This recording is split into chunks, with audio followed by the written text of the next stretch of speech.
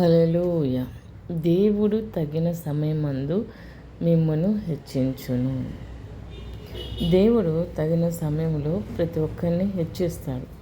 ఎవరిని హెచ్చిస్తాడంటే, ఎన్ని పరిస్థితులు గలిబిలిగా ఉన్నా దేవుని మాత్రం విడిచిపెట్టకుండా దేవుని సేవించే వారిని దేవుడు తగిన సమయంలో హెచ్చిస్తాడు.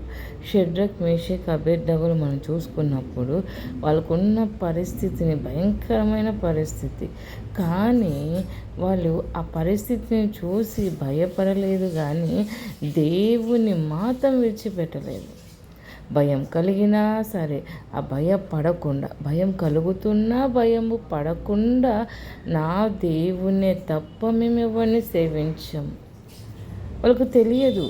వాళ్ళతో పాటు దేవుడు అగ్నిలో వీళ్ళ ముగ్గురిని వేసినప్పుడు దేవుడు వాళ్ళ కోసం దిగి వస్తారని వాళ్ళు అనుకోలేదు, కానీ దేవుడు తప్పించగలిగిన సమర్థుడు మాతో ఉన్నాడని మాత్రం వాళ్ళు గ్రహించినాడు.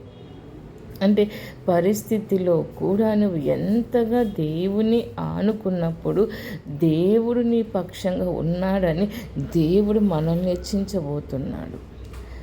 యోసేపును మనం చూసుకున్నప్పుడు ఎన్నో పరిస్థితులను బట్టి మనుషుల మీద అనలేదు, కానీ ఆయన సమయం వచ్చేంత వరకు ఆయన బలిష్టమైన చేతుల కింద దీన మనసుడై ఉండి ఎదురు చూస్తూ వచ్చినాడు. అంటే ఈ సమస్య నాకు మేలుకే, మనం కూడా పలకాలి, ఈ సమస్య మనకు మేలుకే.